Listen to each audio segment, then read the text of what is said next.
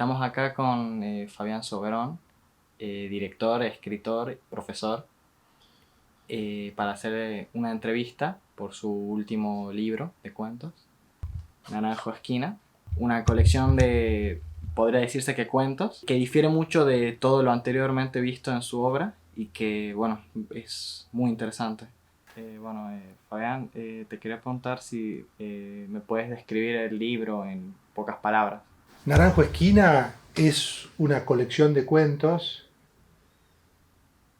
Estos cuentos forman un ciclo de cuentos porque tienen una unidad de composición y en este sentido tienen una aspiración a la novela. Y se podría decir entonces que es una novela inconclusa. Bueno, estamos de vuelta acá en tu casa haciendo una nueva entrevista para otro libro casi tan fantástico como el anterior. Y bueno, te quería preguntar alrededor del libro, te quería preguntar cómo describirías al libro para, a grandes rasgos, como para introducirlo. Bueno, el libro Naranjo Esquina fue publicado bajo el nombre de Cuentos. Es cierto que se trata de una colección de cuentos, pero hay una cuestión importante que hay que decir, o que me parece a mí que es importante recalcar, y es que los cuentos no están aislados, sino que conforman un ciclo. Esto significa que entre ellos tienen una unidad de composición, de tiempo y de espacio. Y esta relación entre los cuentos de tiempo y de espacio los acerca al concepto de novela. Aunque claro, como se trata de un conjunto de cuentos, no pueden conformar una novela en el sentido canónico, en el sentido burgués del término. Más bien se trata, creo, de un ciclo de cuentos que se acerca al concepto de novela inconclusa. O, en todo caso, a una forma de la impugnación de la novela. Si la novela en el sentido canónico se propone dar cuenta de una vida, según la definición de Marechal, es decir, de un periplo vital completo, y con eso queremos decir, o Marechal quería decir, al conjunto de vidas que aparecen dentro de esa novela, que conforman a su vez una gran vida. En este caso, no se podría decir que el conjunto de cuentos dan cuenta de una vida en un sentido total. En todo caso, son estertores, son fragmentos, son momentos de esos personajes cuyas vidas siguen abiertas al final de la lectura del libro. Y en este sentido, entonces, no es una novela en el sentido canónico, sino que es una novela inconclusa o una novela que no se ha terminado o una novela abierta, tal como pensaba Macedonio tal vez a la novela, Macedonio Fernández, como una antinovela tal vez, o como una novela fallida. Claro. Y en relación a eso me hizo pensar cuando hablas de cómo se entiende la novela burguesa, o cómo se entiende quizá también a la colección de cuentos, entendido a un nivel burgués, me hace preguntarme o plantearme, ¿vos te sentís más, en ese sentido, sentís que este libro te sentís más cerca vos de lo que es la vanguardia artística del siglo XX, o te sentís como por separado? ¿O sentís que estás haciendo algún proceso vanguardista haciendo este libro junto a otros, digamos? Bueno, tu pregunta, digamos, me parece que me incita a pensar varias cuestiones, o me incita a pensar varias cuestiones, porque mi relación con la vanguardia es ambivalente o en todo caso es compleja, porque ya a comienzos del siglo XXI nadie puede ignorar que la vanguardia ha cumplido un ciclo. Es decir, ya se habla, varios autores han hablado de la tradición de la vanguardia.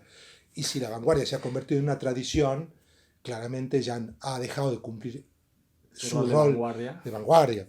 Entonces, decir que uno quiere hacer vanguardia en el año 2023, me parece que no es otra cosa que ingenuo, ¿no? O sea, me parece a mí. Ahora, que algunas operaciones de la vanguardia sean funcionales o sean interesantes para pensar, no me parece equivocado, me parece que es posible eso, ¿no? Y en este sentido es que yo cité a Macedonio, precisamente como alguien que en el centro de la vanguardia, en los años 20, 30 del siglo XX, propuso algunas rupturas. En todo caso, yo diría que, más que sentirme yo un autor vanguardista o ligado a la vanguardia, diría que hago uso, apropiación y uso, ¿no? Tomando la expresión de Piglia, de algunos gestos rupturistas. Ya no vanguardistas, sino rupturistas. Eso ocurrió en el libro de Edgardo H. Berg, y me parece que ocurre acá también, pero no con la pretensión de poner la vanguardia como escudo frente a un posible oponente, digamos, o sea, en una escena de batalla, porque recordemos que la vanguardia tiene una vocación de batalla, la vanguardia tiene una vocación bélica, claro, de atacar a un oponente, que es la sociedad burguesa. En mi caso yo no quiero atacar a ningún oponente, en todo caso soy consciente, como somos conscientes todos en el siglo XXI, de lo que fue la vanguardia, y me apropio de un gesto de ruptura que ya lo preconizó, lo propuso Flaubert en Bouvard y Pécuchet, cuando empezó a romper, o rompió, la novela clásica después de haber escrito Madame Bovary, ¿no? Entonces, el gesto de ruptura, o en todo caso el inicio de la ruptura, ya empieza en el siglo XIX, y ya llevamos, no 200 años, pero cerca de 200 años de rupturas sucesivas. Y me parece que en ese marco es que se puede entender eso, nada más. Es decir, la voluntad de no apegarse o no atenerse a un género. En este caso, ni a la novela, definitivamente, ni al cuento, definitivamente.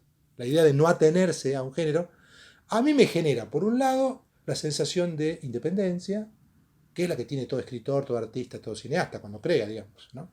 La agradable sensación de que uno dispone de las herramientas y hace lo que puede, no lo que quiere, sino lo que puede, con lo que tiene a mano, y al mismo tiempo me provee, o me da, o me entrega la posibilidad de ver qué sucede cuando yo pongo en acción ese conjunto de recursos, ese conjunto de posibilidades. Claro.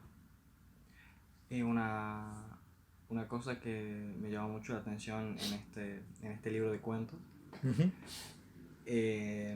fue la idea de, o sea, fue el que como había tanto, como ocurre todas las historias en un solo espacio, con muchos personajes que encima entran y salen y demás, y hay referencias, hay diálogo y demás, no pude no pensar en García Márquez y su pueblo legendario y todas las historias que desarrollan ahí en Macondo. Y te quería preguntar cuál es tu opinión sobre la novela latinoamericana y esta construcción, este tipo de construcción que hay en García Márquez, y sobre García Márquez y su obra particularmente. Bueno, García Márquez, como todos sabemos, tiene como fuente principal a Faulkner. Y yo, más que remitirme a García Márquez a la hora de pensar este libro, me remití a las fuentes estadounidenses, en el sentido literario del término. Y así es que yo pensé en Faulkner, y pensé en un autor, Sherwood Anderson, que tal vez no tiene hoy la relevancia en términos de recuperación histórica que la que tiene Faulkner, digamos, pero fue tan importante como Faulkner para mí a la hora de pensar este libro. Sherwood Anderson escribió un libro que se llama Waynesburg, Ohio, y el planteo del libro era moderno para ese momento, moderno en el sentido de rupturista, ya que él propuso eso, la idea de crear un pueblo imaginario, y yo me quiero quedar con ese término para pensar Naranjo Esquina como pueblo imaginario. Inventó un pueblo imaginario que tiene el nombre de un pueblo real, que es Waynesburg, y situó a todos los cuentos en ese pueblo imaginario. Bueno, yo lo que hice fue nada más que copiar la idea, tomar la idea y trasladarla a un pueblo imaginario del norte argentino o de Tucumán. Y en ese sentido García Márquez quedó en el camino. Es Es decir, no fue un autor que yo tomé o que pensé como referencia para mi libro, porque hay algo que García Márquez propone que a mí no me convence del todo, y con esto te contesto a la pregunta sobre qué opino sobre García Márquez, que es que García Márquez, de alguna manera, lo que en los primeros libros es una innovación y se convierte en una propuesta desafiante en el contexto de la literatura de ese tiempo, luego se convierte en una repetición y en un lugar común hacia el final de su obra. Y me parece que él mismo gastó una fórmula que trabajó. Y entonces, como yo no quería trabajar con una fórmula gastada, fui directamente a las fuentes de García Márquez y de estos escritores de ese periodo, ¿no? Borges entre ellos, ¿no? Que también pensó en fuentes estadounidenses en algunos cuentos suyos, apeló a su relación con Poe y con Bierce y con otros autores, y a las fuentes para Vargas Llosa y demás, que son estos autores norteamericanos, Faulkner, Hemingway y Sherwood Anderson. Claro. Bueno. Y en relación a, de vuelta, siguiendo con el tema de la construcción del pueblo, te quería preguntar de qué manera introduce esto que también está en Faulkner, que era cómo trabajar el gótico, lo que no estoy seguro qué estudioso trabaja lo que es el gótico del norte argentino, pero cómo lo trabajas vos acá, digamos. Bueno, hace un tiempo propuse la hipótesis del gótico del norte argentino precisamente a partir de una analogía, concretamente a partir de una analogía con el gótico sureño de Estados Unidos. Lo que propuse en ese artículo es comparar y mostrar que desde el punto de vista estético hay características comunes entre el sur norteamericano, inventado, escrito, ficcionalizado, quiero decir, por Faulkner, por Flannery O'Connor y por tantos otros, y pensar también que hay escritores, hay cineastas que trabajan, aunque no le hayan puesto ese nombre, con una idea de gótico del norte argentino. Y mi artículo se llama Gótico del norte argentino, ¿no? Y si pienso a estos cuentos en relación con este concepto, ¿no? Tal vez pueda decir que sí están escritos, no diría desde esa autoconciencia, porque en realidad no pensé mientras escribí el libro en el concepto de gótico, pero sí están escritos a partir de pensar la cultura local, la cultura zonal, en términos de Saer, el concepto de zona. Y entonces, en ese caso me parece que el resultado puede ser después pensado en términos de gótico. Claro. Bueno, una cosa que también me gustó mucho a mí de esta novela fallida este, son los debates que suceden en sus capítulos, en sus historias. Los debates que se sienten como debates en realidad más contemporáneos que debates de hace 50 o de hace 100 años. Te quería preguntar si hechos de esos debates, por ejemplo el debate que tiene no me va a hacer el nombre del personaje, pero es la madre de Jasper, sobre el aborto. Son en realidad son debates que como verídicos o realmente o son debates que vos traes de la contemporaneidad tucumana y las colocas en este contexto.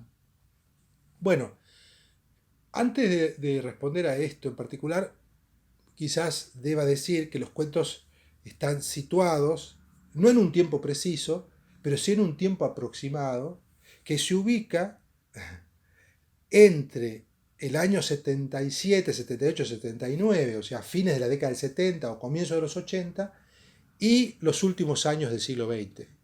Entonces, en esa franja de 20 años aproximadamente, es que ocurren, eso quise, los sucesos de los cuentos.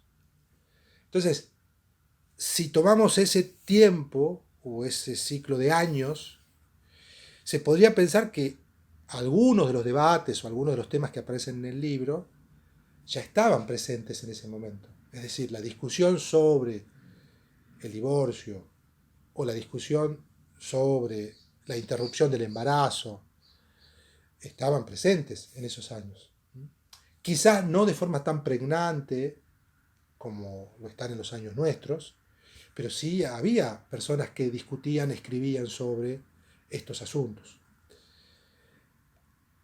En este sentido, me parece que el libro trabaja un verosímil que tiene que ver con debates que ocurrían en ese tiempo. A la vez, digamos, a la vez, sí es cierto que uno, cuando escribe, inevitablemente, porque es una persona que vive en un determinado periodo de tiempo, traslada, sin querer o de forma consciente, algunas cuestiones que resuenan más en la contemporaneidad o en el tiempo presente que en ese pasado o en aquellos pasados. Y no sé, tal vez se filtró, no de una manera decidida, esas cuestiones que se filtraron, esas cuestiones que resuenan en el presente en el libro. Pero yo no lo hice de manera intencional, digamos, no quise que se dijera, o sea, no era mi intención. Luego, cada lector, como ya sabemos, hace lo que quiere con lo que lee, ¿no? Pero yo no quise que se dijera, bueno, a ver, este tema que discute la mamá de Jasper con el cura del pueblo, con Carlitos, Sí.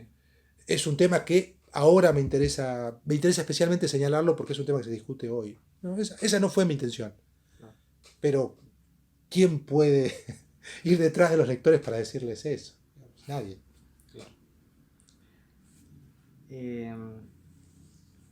Hay, en la anterior entrevista, y de hecho lo que estamos hablando recién me hizo de vuelta acordar a la anterior entrevista, cuando hablabas de que no, los escritores no tienen el poder sobre todo lo que están haciendo. Sin embargo, algo sobre lo que sí tenés poder, sobre lo que estás haciendo, es el tema de lo que hablamos, lo que vos llamaste el despiste, que yo te lo había adjudicado a vos y no a Borges. Y te quería preguntar, hay un trabajo muy preciso sobre los tiempos verbales en los cuentos, Uh-huh. que algunos están en presente, otros están en el pasado, algunos hacen unas digresiones importantes, digamos, hacia el pasado, al presente y en algunos casos hacia el futuro. Te quería preguntar si esta construcción verbal que vos haces también trabaja con esta idea del despiste o, o de qué manera, por qué trabajaste los tiempos verbales de esa forma. Bueno, esta es una, así como nosotros los que escribimos no tenemos control sobre muchas cuestiones, y de eso ya hablamos, como vos señalaste, creo que de las pocas cosas sobre las que sí tenemos y tengo control es sobre la elección de los tiempos verbales. Y yo, para responder a esta pregunta, tengo que decirte que sí, que deliberadamente trabajé esas variaciones sobre el uso de las temporalidades para construir un universo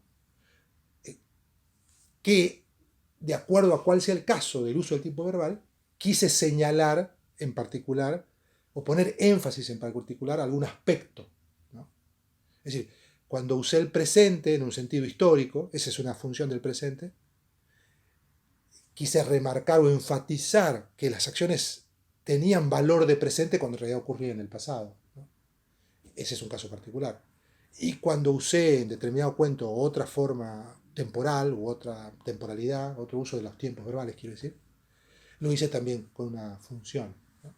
Es decir, que podría decir que lo hice con toda intención. Ahí sí tuve la decisión de escribir un cuento con una temporalidad, un uso del tiempo verbal y el otro con otra temporalidad. Claro. Que encima lo que hace es nunca estar del todo seguro en qué. Porque decir que todos los cuentos están ubicados en este momento de la historia es como medio impreciso en realidad cuando lees el cuento. Es como el marco general de los cuentos se ubica ahí, pero las historias que cuenta están ubicadas, pueden estar ubicadas 100 años antes, 50 años antes o en ese preciso momento. Y eso genera el despiste, digamos, ¿no? Una descolocación. Bueno, tal vez esto que decís tenga que ver, tal vez, con una voluntad que tuve, que es de convertir a este pueblo imaginario en una cifra, diría Borges, de todos los pueblos. Que por supuesto esta voluntad es una utopía. Nadie puede convertir a un pueblo en todos los pueblos, ¿no? Esta idea de Emerson, ¿no? Que era una fantasía de Emerson, una ilusión de Emerson. Un libro es todos los libros, en un libro están todos los libros, decía Emerson, ¿no? Pero al menos como aspiración la trabajé, digamos. Trabajé la idea de que este pueblo fuera un pueblo, no diría mítico, pero sí un pueblo que condensara a otros pueblos, o a muchos pueblos. No, Y tal vez con eso tenga que ver esto que vos señalaste recién, la idea de que se torna por momentos difícil precisar en qué tiempo están ocurriendo las cosas. claro. De una. Eh, en relación nuevamente a la anterior entrevista, para que haya un poco de continuidad, te quería... que la anterior entrevista era sobre Edgardo H. Berg. Lo que me gustó mucho fue detectar como ciertas correspondencias que había entre los dos libros, que me parece que son los mejores que he visto hasta ahora. Y bueno, hay como una lista de correspondencias muy interesante, ¿no? Más allá de solo la presencia de Edgardo, que aparece en ambos libros, y también aparece la política y la historia argentina de alguna manera, de la manera en la que vos lo tratás, que es con desdén y con ironía. Y hay otras correspondencias, digamos.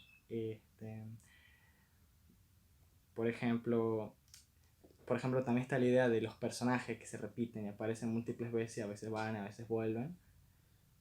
También sin tiempos precisos, he dicho de paso, de Edgardo H. Berg de 2012 hasta el 2020.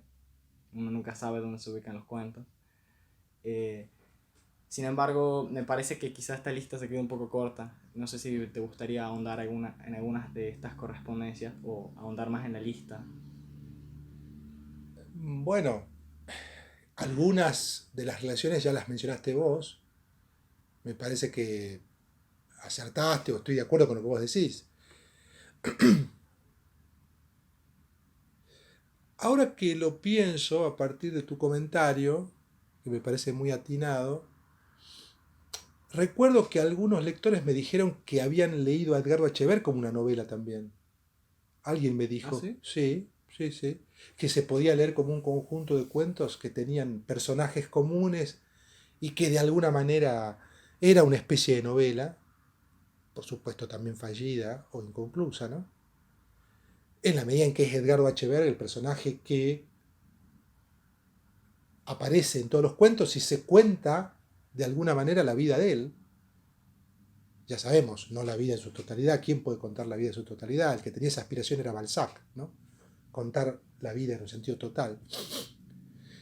Pero sí una serie de peripecias o de situaciones o de anécdotas o de escenas por las cuales atraviesa Edgardo Echeverri y los personajes que aparecen ahí, ¿no?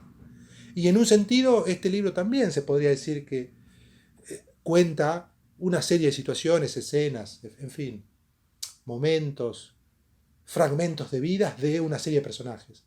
Aunque hay una diferencia importante, acá creo yo, vos me dirás si estoy equivocado, creo yo que no hay un personaje principal, o un personaje, no diría principal, pero sí un personaje a partir del cual giren los otros personajes, ¿no? ¿Qué opinas vos? Bueno, en realidad para mí sí, y por eso te quería hacer una pregunta en relación a eso, porque para mí el personaje de Augusto Rodríguez es como, junto a Jasper, son como el dúo principal en el que giran la mayoría de las historias, o hace que las historias comiencen a florecer, digamos, ¿no? Y entonces en ese sentido yo te quería preguntar, y respecto a las correspondencias, que vos introducís el Fabián Soberón como personaje de alguna manera en ambos libros, de alguna forma. No lo sé. En el libro de Edgardo Echeverri sí. En el libro de Gardo Echeverri Sí, sí. sí. Que no quiere decir que sea yo, ¿no? No, no, claro, el otro. Sí. El otro como Borges, pero hay otro juego en Naranjo Esquina que me gustaría que nos contes un poco, que es el juego de que hace Ricardo Piglia. ¿Cuál es la diferencia en realidad al final del día también con el personaje, con el otro?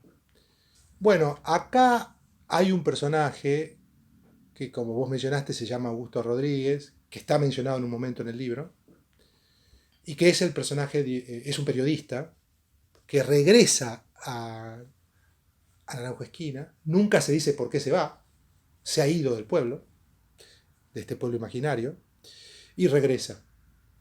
Tiene razones para regresar, y de eso se van a ocupar los cuentos, de contar cuáles son las razones o las motivaciones, o algunas de las motivaciones por las que vuelve, digamos, al pueblo. Y ahí entabla relación con Jasper, que es un verdulero anarquista, a quien él considera una especie de padre, porque su padre murió cuando él era muy niño, digamos, muy pequeño, ¿no? Cuando Augusto Rodríguez era muy pequeño. Entonces, ahí en esa relación con Jasper es que de alguna manera empieza a dar el ovillo o a moverse la rueda, ¿no? Del libro. Ahora bien, este Augusto Rodríguez tiene los nombres que tengo yo, que no uso, digamos, pero que sí hay uno de ellos que está en el documento y es Augusto. Mi nombre completo es Fabián Augusto Soberón y este personaje se llama Augusto. Y tiene el apellido de mi madre, ¿no? Que es Rodríguez. En este sentido yo lo que hice fue proponer un juego nada más, porque Otro más. otro más, gracias por el agregado, es cierto, otro más, porque en realidad el personaje no tiene nada en común, es decir, conmigo. ¿En qué sentido? Yo no fui amigo de un verdadero anarquista, ni me considero que no tuve padre, es decir, mi padre existió y tuve relación con él. Mi padre no era anarquista, no era verdulero, y tampoco tuve una relación con, con digamos, una especie de padrastro, de padre sustituto que haya sido verdulero anarquista. Entonces, en esos términos, el personaje de Augusto Rodríguez es una ficción, digamos. Solo está el juego de crear un personaje con dos nombres que pertenecen a mi biografía, como hizo Piglia con Emilio Renzi. Se llama Ricardo Emilio, ¿no? Y le puso Emilio, como yo le puse Augusto al personaje. Pero luego no hay relaciones biográficas, no hay relaciones, digamos, biográficas conmigo, ¿no? El personaje es un personaje que regresa a un pueblo, ¿no? Yo no he regresado a ningún pueblo, quiero decir, ni tampoco hice una pesquisa en Alberdi, que es el lugar donde yo nací, para develar qué ocurrió con el pasado de mi padre. No lo hice y en ese sentido el libro es una pura ficción, ¿no? Claro, Con esto puedo desilusionar a alguien o no, o puedo darle una respuesta acerca de cómo construir el libro, nada más. claro. Y igual esto es una opinión personal. ¿Vos no sentís, crees, o quizás si lo pensaste de esta manera, que el personaje de Augusto quizá tenga vocación de escritor? ¿O que tenga un deseo de ser un escritor que no es? Mira, ahí tocas un punto muy importante, porque cuando, inevitablemente, como ya tengo muchos años, me remito a un pasado, ¿no?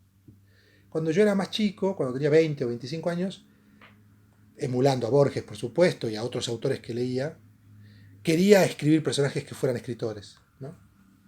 Y después, cuando me encontré con la obra de Roberto Bolaño, también. Pero después tomé distancia de eso. Ujú.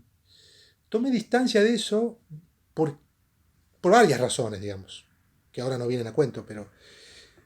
Y cuando escribí este libro, tuve en la mente la idea de que el personaje no fuera escritor, que no tuviera la metaconciencia o la autoconciencia de la literatura. Quizás, no quizás, en Edgardo Chever eso sí ocurre, es decir, el personaje es un crítico literario, digamos, y claramente tiene la autoconciencia de la literatura porque es un crítico y reflexiona sobre lo que lee, ¿no? Y piensa y demás. Pero acá no, acá el personaje yo quería que fuera periodista, pero con la condición, pero que su condición de periodista, para que le permitiera esa condición, investigar, digamos. Porque quería también evitar el personaje del investigador, en el sentido clásico del género policial. No, no quería que fuera un investigador. Eso sí lo pensé muy bien, digamos. O sea, quiero decir, no muy bien, lo pensé. No, No puedo autocalificar lo que hice. no. Eh, y ahí sí me parece que pensé en un periodista para evitar la figura del investigador policial, del investigador privado, y además porque finalmente me parece, a ver qué pensás vos, que Augusto Rodríguez es un investigador de sí mismo. Es decir, Sí, investiga a los otros, pero está investigándose a sí mismo, en el sentido que investiga el pasado de su padre y quiere saber qué conexión hay entre Jasper y su padre y qué relación hay entre Jasper y él, o sea, como con su pasado. Entonces, finalmente se termina investigando a sí mismo. Y en ese sentido yo no necesitaba que fuera un investigador. claro. Sino que hace la famosa literatura del yo, el famoso documental Ujú. personal. Sí, sí, sí. Claro. En este caso quería evitar eso. Luego, Quizás no lo logré y quizás el personaje parece, como vos decís, alguien, no lo sé. Es decir, quién sabe cuáles son los logros que tiene un libro, ¿no? claro. Eh, y- pero, ¿sabes por qué a mí me dio la sensación de que era un A ver, escritor? Me dio la sensación porque hay un cuento particularmente que es muy extraño, que es, que quería que me contes un poco sobre ese cuento, que es Yo Martín. ¿Qué es lo que pasa con ese cuento? eh, bueno, a mí ese cuento me divirtió mucho escribirlo, Ujú. porque yo también quería introducir la dimensión fantástica en el libro. Y es una idea que tenía hacía muchos años.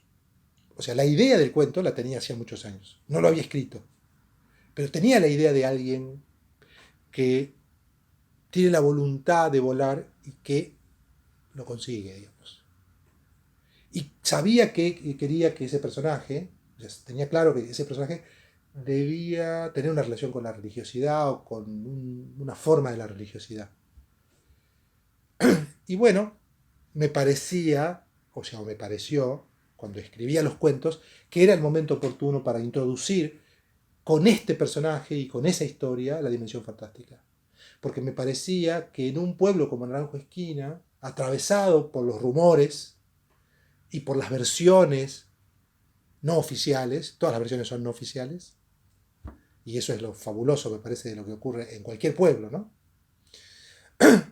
Se podía decir qué había ocurrido con este personaje que hipotéticamente había llegado a volar o a elevarse, ¿no?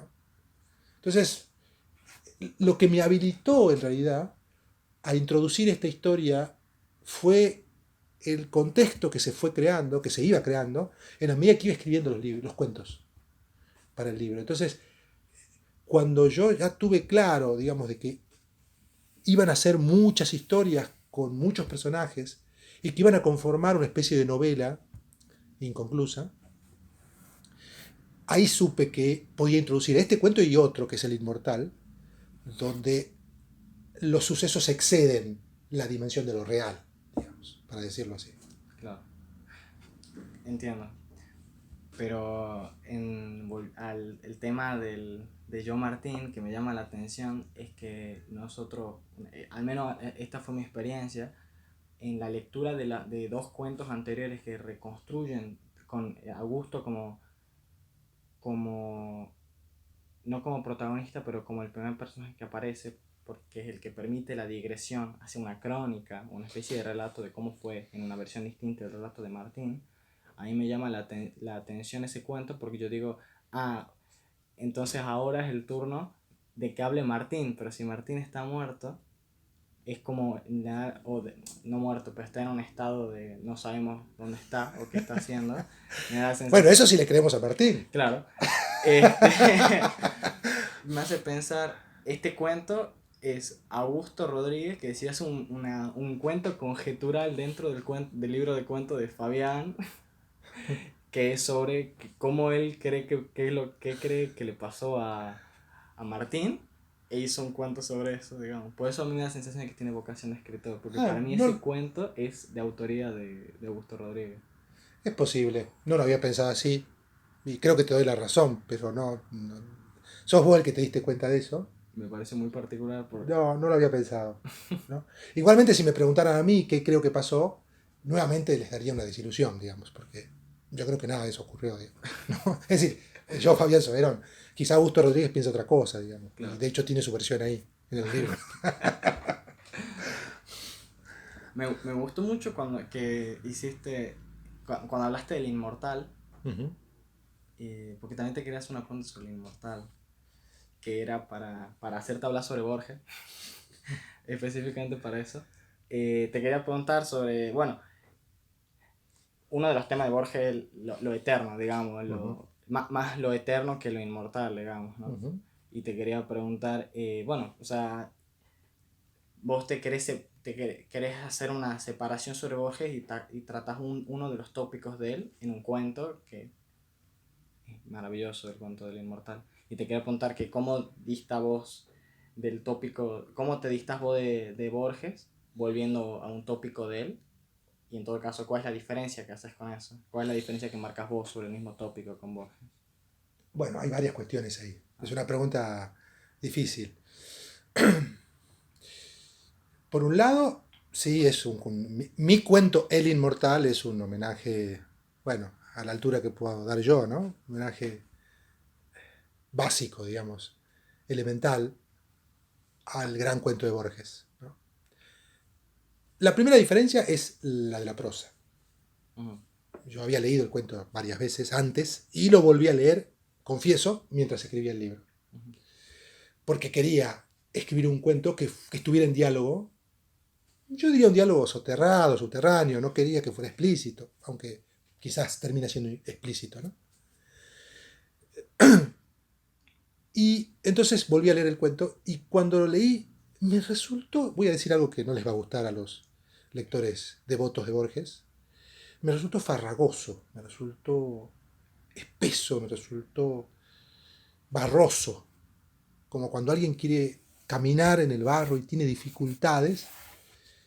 Me resultó eso cuando lo leí el cuento de nuevo de Borges, pero no por la trama, sino por el uso preciso del lenguaje. Y espero, deseo, ojalá que así fuera, mi prosa no es eso, digamos, o al menos en este libro, ¿no? Y entonces ahí ya hay una primera diferencia. Creo que es una prosa más limpia, digamos, comparada con la del cuento El Inmortal de Borges. No porque no admire a Borges como prosista, ¿no? Cuidado, no estoy diciendo eso. Pero me parece que en particular ese cuento a veces se enreda el propio prosista en su propia prosa, digamos. Queda enjaulado. Y bueno, esa es una primera diferencia. Luego, la zona, como diría Saer, la, el espacio-tiempo imaginario inventado en Naranjo Esquina dista claramente de los espacios y los tiempos del cuento de Borges.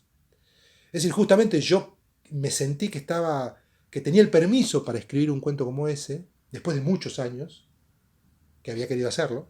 Había intentado varias veces escribir un cuento sobre un personaje inmortal, digamos. No es la primera vez que lo hago.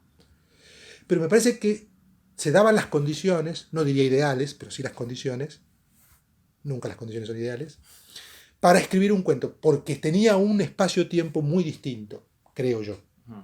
al del espacio-tiempo del cuento de Borges. Entonces esa es otra diferencia. Y así es que empecé a pensar cómo sería ese personaje. Por supuesto que en el medio está la novela Orlando de Virginia Woolf y otros escritos que nutrieron mi imaginación para escribir este cuento. Bueno, no sé si te respondo Sí, sí, sí, con esto. me responde a la pregunta. Y, y con respecto a otro personaje, hay tres personajes particularmente que me habían llamado mucho la atención Ujú. en este libro y que a cada uno le dedico una pregunta. Uno era el inmortal, el otro era Martín y el tercero era el dandy. El dandy, no supe cómo encararlo. Yo dije, este hombre es como una especie de mezcla entre un gran Gatsby tucumano con un esnobismo impresionante y un ego alto. Yo dije,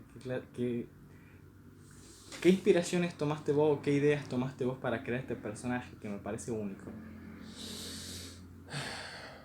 Bueno, ahí es una muy buena pregunta porque tengo que recuperar distintas cuestiones que, que aparecieron para escribir este personaje. Primero hay una lejana, o no tan lejana, inspiración en algunos personajes de Bolaño, ¿no? De Roberto Bolaño.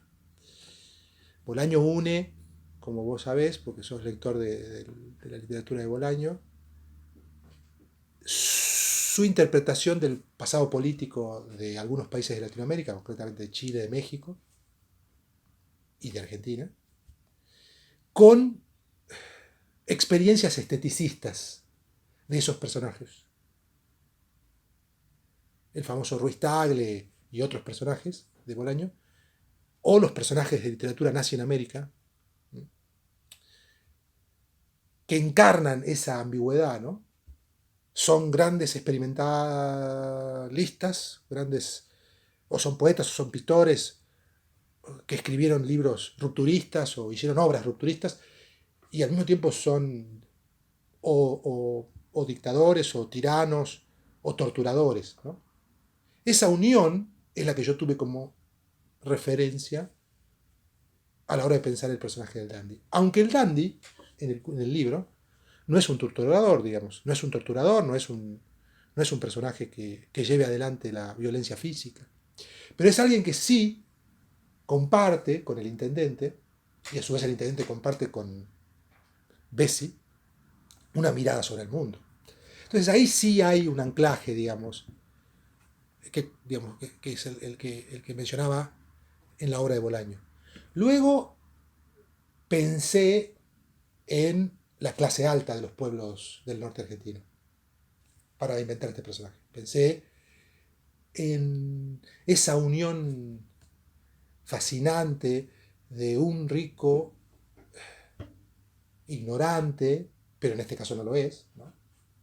Pero que es snob, en este caso sí lo es, que no termina de saber lo que sabe, porque en realidad no tiene la suficiente formación y tampoco le interesa tenerla. Y pensé también en el desprecio elitista que tiene por los que no forman parte de su clase, ¿no? Y así es que fui uniendo estas piezas y pensé en el personaje del dandy. Ahora, hay otro elemento, y es que en las provincias, no solo en las provincias de Argentina, las provincias como la piensa Natalia Ginsburg, por ejemplo, que es alguien que tiene escritos sobre la relación entre Roma y las provincias en Italia, ¿no? En su libro Léxico Familiar y en otros libros.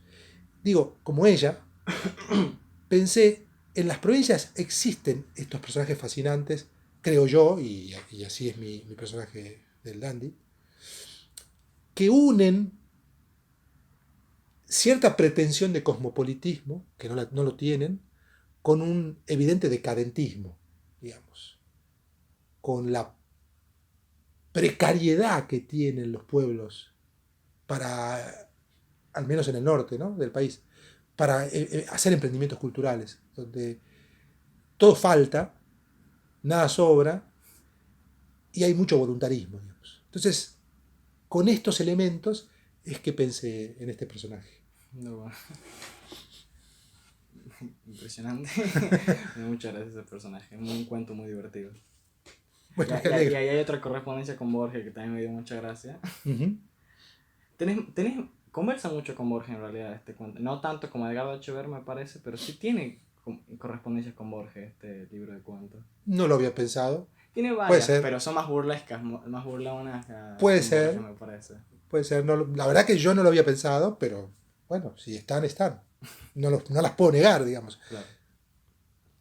Otra... Vos decís por el humor. Por el humor, digo, trata de manera burlona a Borges en relación a otros libros que si es que lo toman, no lo tienen como, le tienen más respeto, digamos, por decirlo de una manera un poco más recortada. En cambio, me parece que este libro no es tan así, pero, o sea, le tiene el respeto, pero lo trata de manera irónica al mismo tiempo. Bueno, hay un escritor que yo admiro mucho, que es un gran escritor de Puerto Rico, que se llama Edgardo Rodríguez Juliá, con quien puedo decir que me une una amistad, a la distancia, pero es una amistad que valoro Él mucho. aparece también en el libro, ¿verdad? Claro, él firma una parte de la contratapa. Él leyó el libro y mientras lo leía me mandó un mail, ¿no?, donde decía, me estoy riendo a carcajadas. Me mandó un mail donde decía eso. Cuando leía la versión no publicada, el libro inédito leyó él, antes de que se publique, se imprima el libro, y él me decía, me estoy riendo a carcajadas. Es otra palabra un poco más guasa, ¿no? Pero quiso decir eso. Y a mí me pareció un buen síntoma que él me dijera eso, porque, bueno, a mí sí me gusta reírme cuando leo, ¿no? Y me parece bueno que los lectores se rían. Está bueno.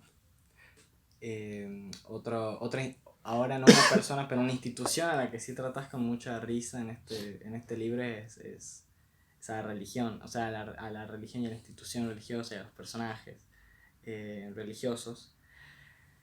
No obstante, hay un libro que leí tuyo que es La conferencia de Einstein. Hay una línea que dice, ya te la digo textualmente, dice: se necesita perseverancia de un religioso para alcanzar la verdad. Dice, pues, dice así la línea. Y dije, qué llamativo, acababa de venir de leer Naranjo Esquina y nunca había terminado de ubicar del todo la religión como un tema dentro de tus libros. Y cuando leí esto dije, bueno, sí, sí lo es, sí es un tema. Te quería preguntar cuál es la posición que tenés alrededor de no solo de la religión, sino también sobre cómo tratar a la religión dentro de un marco, bueno, el marco de literatura y los marcos en general, digamos. ¿Cómo mirás vos el tratamiento que se le hace a la religión, digamos? Bueno, yo no había pensado, hasta esto que señalás vos, que la religión era un asunto en mis libros, pero quizás, aunque no me haya dado cuenta, sea un asunto, ¿no? Sea un tema, un contenido de los libros. Reiterado, quiero decir. En el caso particular de este libro, a mí me pareció muy divertido pensar al personaje del cura y de la monja, ¿no? Que son dos personajes que aparecen y que, dicho sea de paso, estoy escribiendo unos nuevos cuentos situados en el mismo pueblo y reaparece el cura Carlitos, ¿no? Y otros personajes que aparecen, ¿no? El militante católico, por ejemplo, que también es Mm. una persona religiosa. Y a mí me pareció muy divertido escribir sobre estos personajes porque son personajes con los que convivimos todos. Nosotros vivimos en sociedades atravesadas por la religión. Somos criados desde muy chicos por personas que no solo que tienen fe, sino que además van a misa o asisten a la iglesia, y hay una educación religiosa en los colegios, incluso estatales. Es forma parte de la sensibilidad social la religión. Entonces, me parecía que me pareció que si yo escribía un cuento sobre un pueblo imaginario ubicado en el norte argentino, debía aparecer un personaje o varios personajes religiosos. Y tenía que pensar, obviamente, cómo iban a aparecer, digamos, en qué lugar de la trama y con qué funcionalidad y qué relación iba a establecer el personaje de Augusto Rodríguez o Jasper. Y claramente aparece como un contrincante de Jasper, porque Jasper es un anarquista y los anarquistas son anticlericales, o si no son anticlericales, no son religiosos, ¿no? Por lo menos en la media. Y a su vez la madre de Jasper aparece claramente como, una personaje, o como un personaje anticlerical, porque ella se opone, tiene a su oponente claramente en el cura Carlitos. Pero el cura Carlitos yo buscaba, quería que fuera un personaje con un perfil propio, con una historia importante. Y ya para mí el cura Carlitos es un personaje entrañable, en el sentido de que para mí existe, a partir de que está en el libro ya existe y vive conmigo. Y yo te diría que le tengo mucho cariño, ¿no? Yo cuando escribo trato de dejar de lado mis creencias personales. Digo, yo soy agnóstico, pero hago la suspensión momentánea de mi credulidad, diría, Ujú. para escribir los personajes. Es decir, espero, deseo, anhelo que el cura Carlitos sea un cura, ¿no? Que tenga la entidad de cura, quiero decir, en el libro, que sea verosímil, quiero decir. Digo, más allá de lo que yo pueda creer o no, a propósito de Dios o de mi relación con la Claro, claro. religión. Y así también pensé en un personaje como el del militante católico que debe huir del pueblo, porque, bueno, por distintas razones que no vienen al caso de contarlas acá, y que no se sabe tampoco dónde terminó y qué fue de su vida, ¿no? Claro. De la misma manera que el personaje de Martín es un personaje que vos citaste hace rato, muy religioso, y aparentemente, según la versión que da Martín ahí, bueno, no solo la religión es importante en su vida, sino que además es la atmósfera o la forma de entender el mundo, la fe, la que le permite llevar adelante su deseo más profundo, que es elevarse. Cambiando ya un poco de tópico, porque no, aunque tiene un poco que ver con, sí, sigue teniendo que ver con este libro de cuentos, pero cambiando un poco el tipo de preguntas, digamos. Hace poco vi que fuiste un miembro del jurado. Un miembro del jurado puede ser del Festival de Cine Político. Sí, sí. Y, y me llamó la atención a mí que estuvieras en la mesa del jurado porque por la manera en la que vos tenés de acercarte y aproximarte desde tus propios medios, en este caso a literatura y en este caso, en este libro de cuentos, a la política, como habíamos dicho antes, con cierto humor, con un poco de desdén. Y, o sea, quería entender un poco el por, por qué decidiste por qué decidís la política tratarla de esta manera. Quería entender un poco ese gesto de este acercamiento político. Más aún teniendo en cuenta algunos de los autores que tomas de referencia, como Roberto Bolaño. Ujú. ¿Por qué esta aproximación? Para responder a esto, tengo que remitirme a una distinción que hace Aristóteles en la Ética Nicómaco. Aristóteles ahí sostiene que la ética es la dimensión que le pertenece a los individuos, a partir del valor que le damos a los comportamientos o a las conductas. Y cuando las acciones de los individuos, dice Aristóteles, exceden la dimensión individual, ingresamos a la política. Es decir, cuando hablamos, dice Aristóteles, de las relaciones entre individuos, ya estamos en la dimensión política, ya estamos en la política. Creo yo que cuando escribí este libro y otros libros, me interesa mucho la dimensión ética de los personajes en términos ficcionales. No me interesa pensarlos para juzgarlos a los personajes, no me interesa juzgar a los personajes en sus creencias, en sus ideas. Me parece que si hay algo que tiene la ficción es esa posibilidad de inventar personajes que no piensan como uno, que no creen las cosas que cree uno, que no valorizan lo que uno valoriza. Y eso es lo más divertido de la ficción, para mí. Y entonces, cuando yo pienso en el verdulero anarquista, por ejemplo, en Jasper, y pienso en sus creencias, que puedo compartir o no, o cuando pienso en el cura Carlitos y pienso en sus creencias, esas creencias son primero creencias éticas. O sea, son valores que ellos tienen.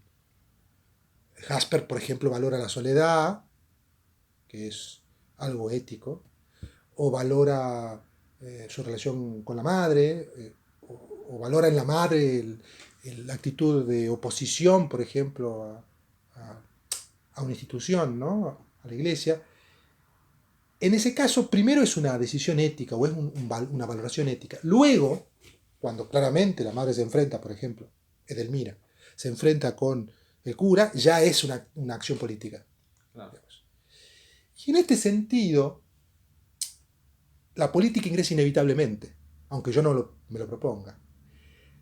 Pero creo que el núcleo del que parte la construcción de los personajes es un núcleo ético. Y ese núcleo ético, ¿qué quiero decir con esto?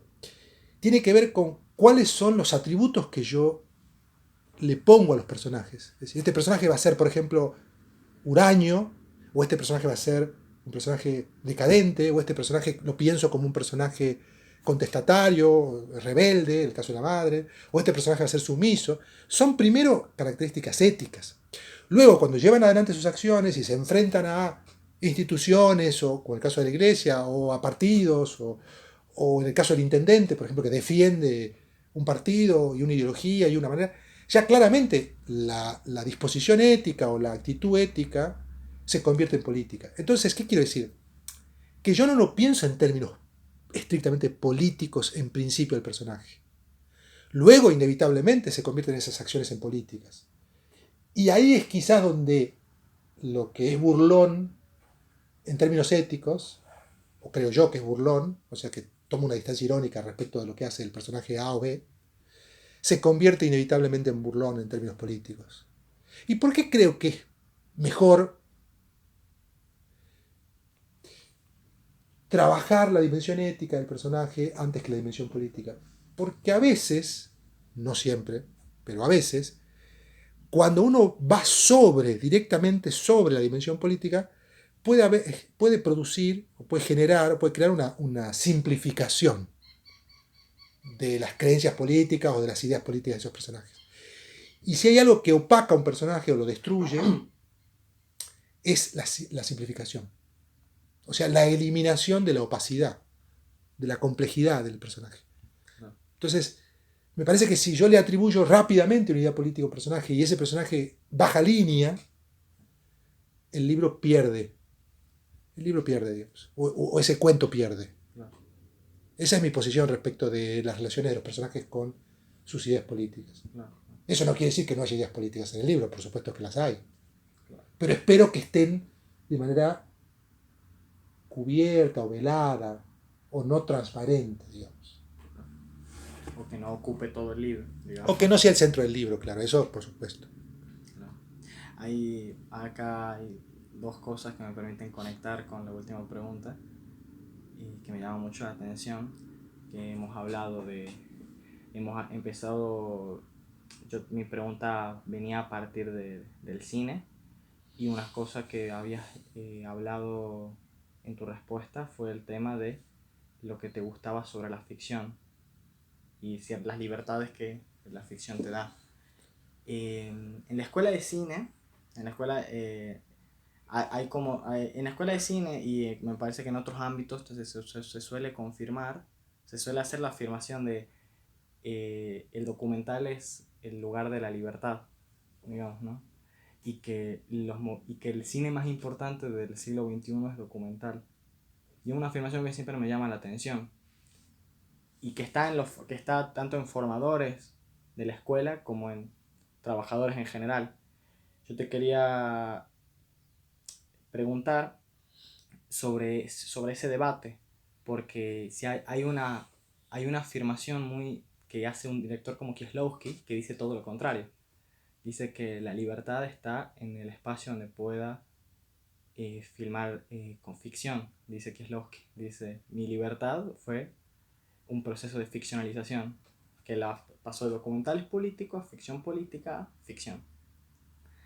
Te quería preguntar sobre este debate, sobre el debate de la libertad la libertad de la ficción, la libertad de la no ficción, y si de alguna manera este debate puede enriquecer la propuesta de tu libro también, sobre qué es lo ficcional y qué no lo es, digamos. Yo creo que es un falso debate. Uh-huh. Es un falso debate, porque no creo que uno se deba limitar al estilo documental o a la ficción. Me parece que justamente lo que yo hice o traté de hacer en Edgardo Echever es combinar las estrategias, los estilos. Es decir, quise que lo documental o la no ficción pareciera ficción y que la ficción pareciera documental. Entonces, justamente, el libro es una especie de impugnación de este debate, en el sentido ¿no? Preciso. A mí no me interesa autolimitarme, digamos, es decir que yo solo hago documentales porque siento que ahí, no me interesa eso, digamos, decir que yo solo hago documentales porque me interesa que ahí porque creo que ahí soy libre, o decir que hago ficción porque siento que ahí soy libre. En todo caso, soy libre porque puedo apelar a todos los estilos posibles y cuando sea necesario pasaré de la ficción al documental o del documental a la ficción, ¿no? No me parece que haya que tomar una decisión, ¿no?, sobre un estilo u otro. No me siento yo compelido a eso.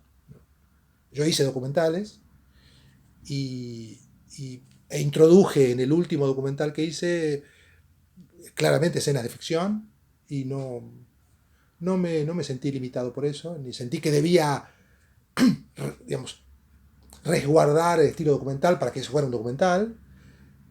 Y planifico ficciones cinematográficas y escribo libros de ficción y tampoco siento que no pueda introducir un elemento no ficcional para que eso sea ficcional puro. Me parece que las purezas son malos consejeros, digamos, o malas consejeras, al menos en el terreno del arte estoy hablando, ¿no? Claro. Y en la vida también, me parece, ¿no? Pero bueno, eso es otro asunto. Bueno, aquí termina la entrevista. Muchísimas gracias. Bueno, gracias, Nacho. Muchas gracias.